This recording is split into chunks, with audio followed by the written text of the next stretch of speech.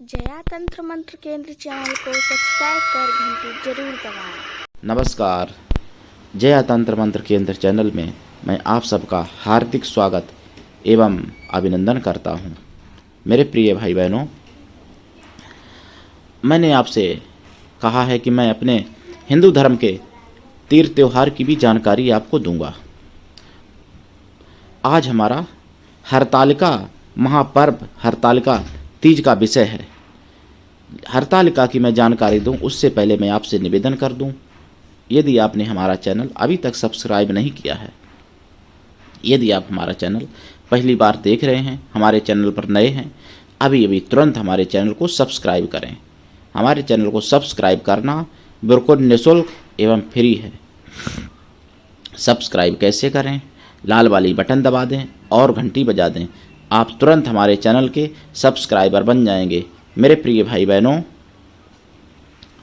हमारे चैनल को सब्सक्राइब करना बिल्कुल निःशुल्क एवं फ्री है और आप हमारे चैनल को फेसबुक पर, व्हाट्सएप पर, ट्विटर अकाउंट के माध्यम से, इंस्टाग्राम पर अधिक से अधिक शेयर करें, लाइक करें, कमेंट करें। कमेंट बॉक्स आपके लिए खाली है।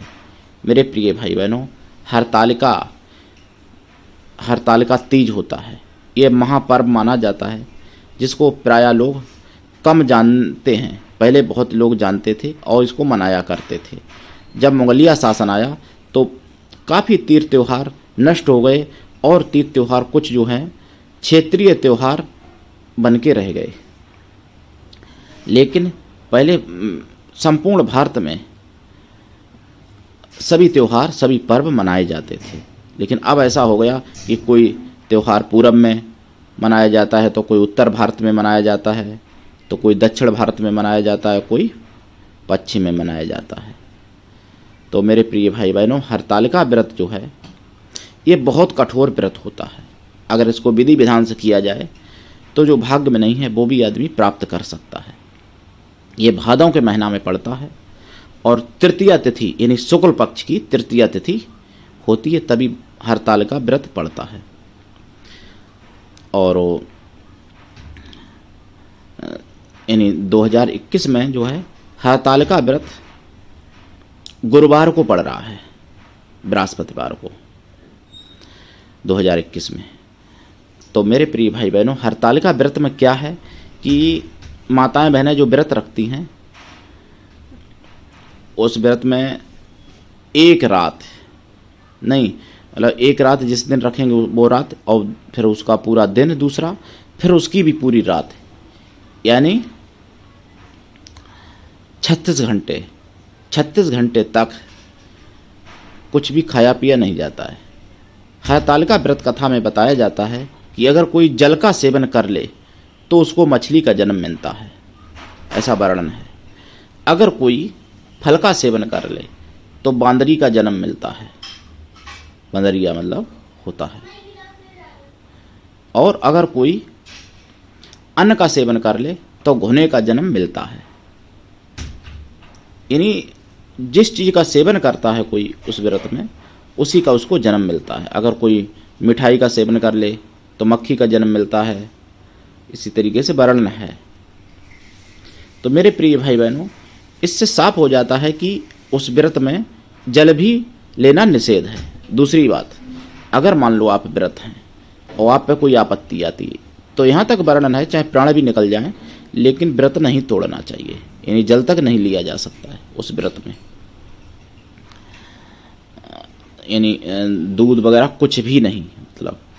और अगर उस व्रत में धोखे से भी कुछ ले लो तो फिर उसका जन्म मिलता है। ऐसा व्रत कथा में उसकी लिखा हुआ है, हरतालिका व्रत की। लेकिन अब पूरब में लोग कुछ मनाते हैं, पूर्वांचल भारत में, और वो फलार करते हैं कुछ लोग क्या क्या। तो ये तो अब भाई दुनिया स्वतंत्र है, यहाँ तो सब अपने अपने मन की कर रहे हैं। करो भाई, मेरा क्या जाता है, मेरा तो काम है जानकारी देना। तो देखो, या तो हरतालिका व्रत रखो मत, अच्छी बात है, नहीं रख पाते हो। अगर रखो तो विधि विधान से करो। कोई भी काम करो विधि विधान से करो तो पूरा लाभ देगा। अगर विधि विधान से नहीं करोगे तो उसका लाभ पूरा नहीं मिल पाता है। हरतालिका व्रत जो है,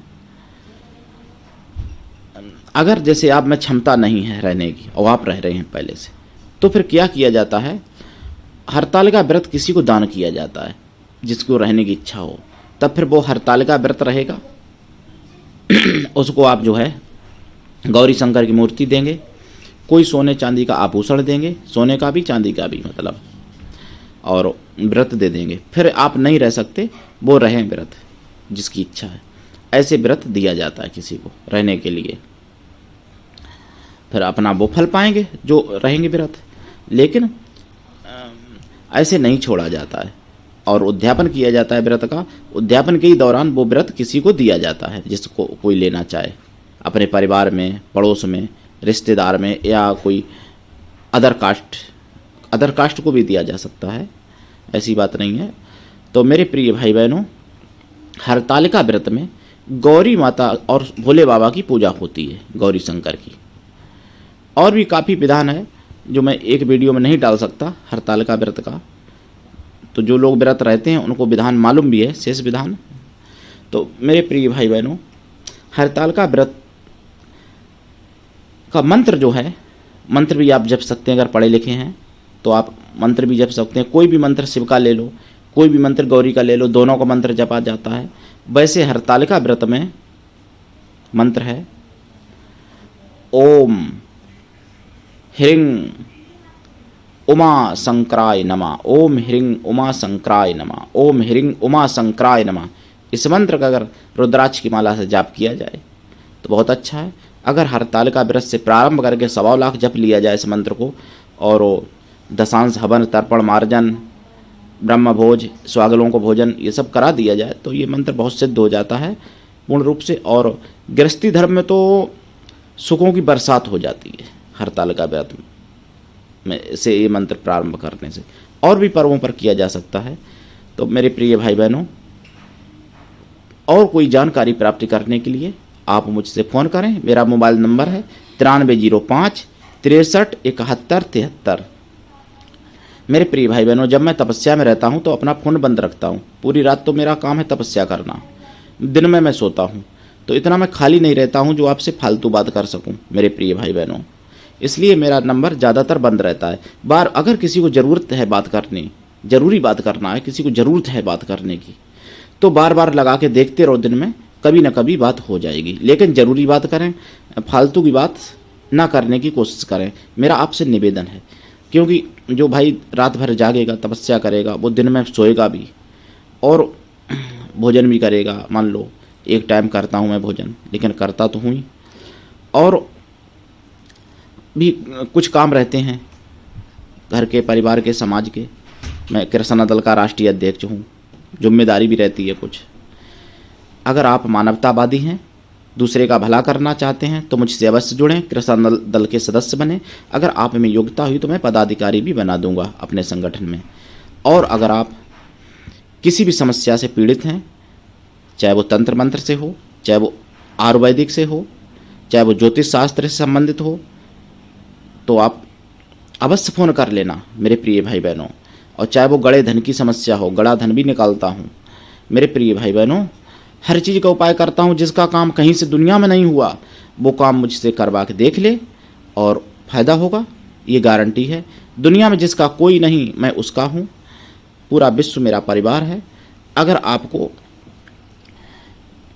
किसी भी प्रेम में कभी निराशा मिली है तो वो काम अवश्य मुझसे करवाएं और मैं करके दूंगा आपको। अगर कोई रिद्धि सिद्धि साधना सीखना चाहते हैं तो भी आप अवश्य सीख सकते हैं हमारे सानिध्य में।